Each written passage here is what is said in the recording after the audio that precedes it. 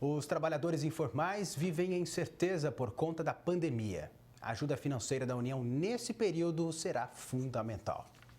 A cada dia que passa, fica mais complicada a situação daqueles que não têm salário garantido no fim do mês. Maria Aparecida é diarista. Trabalha 6 vezes na semana limpando casas e estabelecimentos comerciais.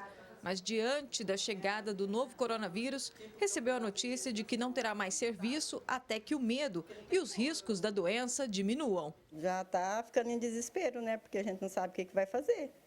Não tem de onde tirar dinheiro. As patroas parou, não está chamando mais. Então não tem como, se não voltar ao normal, está difícil. Os próximos meses serão de angústia em dobro para a Leandra.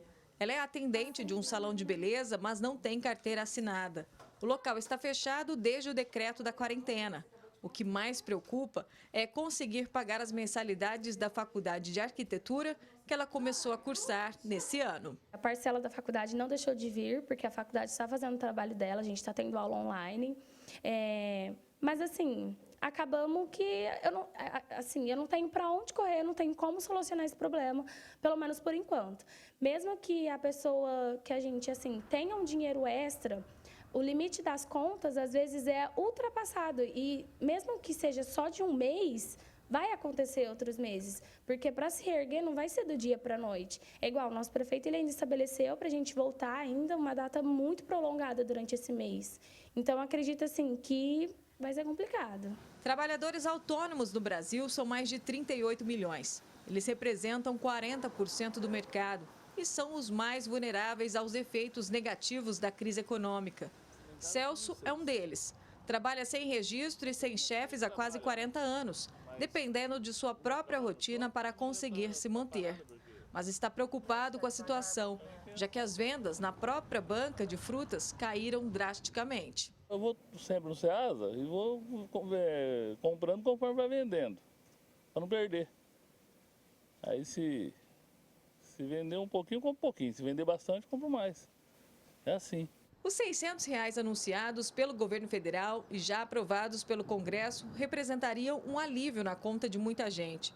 A medida foi sancionada pelo presidente Jair Bolsonaro no dia 1º. De acordo com o projeto, o auxílio será limitado a 2 pessoas da mesma família. Já a trabalhadora informal, que for mãe e chefe da casa, terá direito a 2 cotas. Ou seja, vai receber R$ 1.200 por 3 meses. Ximena Osório para o Jornal da Clube. Agora ao vivo, Thaisa Pinheiro traz mais informações. Thaisa.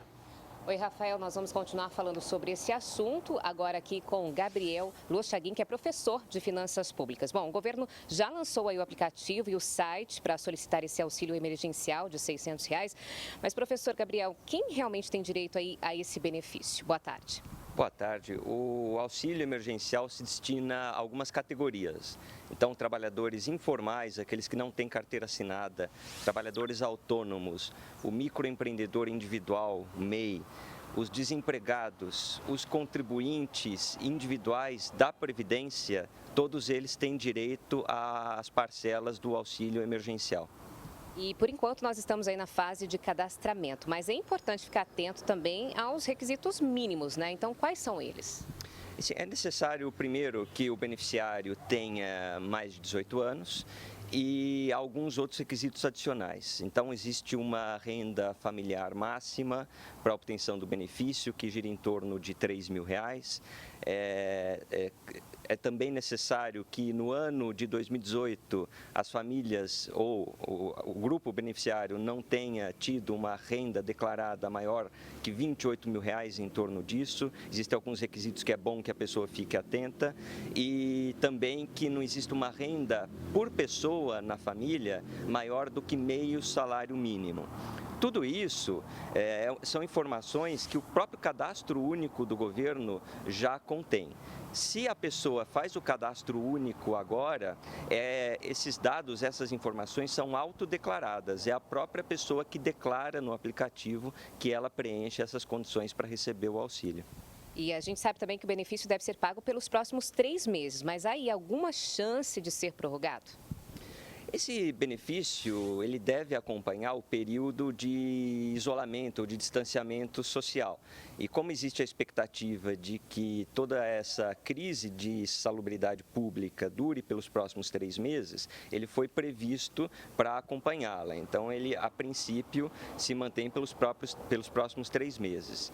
Talvez, depois desse período, venham outras medidas que não sejam exatamente esse auxílio emergencial. Outras medidas de estímulo do governo à atividade econômica, mas que não sejam esses requisitos necessários para o auxílio emergencial exclusivamente. E, professor, na sua opinião, essa ação do governo se torna fundamental, já que o cenário econômico nos próximos meses é incerto? O cenário é bastante preocupante do ponto de vista econômico. Já existe a previsão de um período de uma forte derrubada do ritmo da atividade econômica, e isso é claro que vai afetar a todos. Até por isso, esses programas de auxílio são necessários. Não apenas o auxílio emergencial do corona, mas todos os outros auxílios que o governo concede. Então, os benefícios previdenciários, seguro-desemprego, Bolsa Família, tudo isso deve ser mantido e deve ser fortalecido ao longo desse período.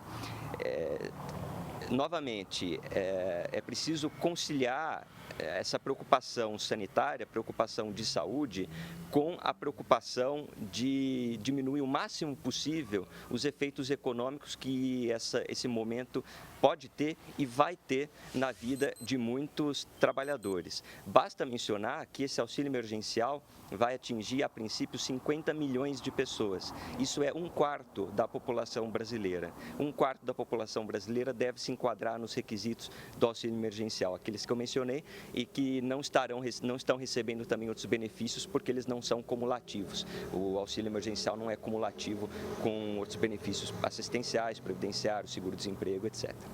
Muito obrigada, então, pela sua participação aqui no Jornal da Clube. E agora eu volto aí nos estúdios com você, Rafael. Tá certo, Thaís. Até daqui a pouco.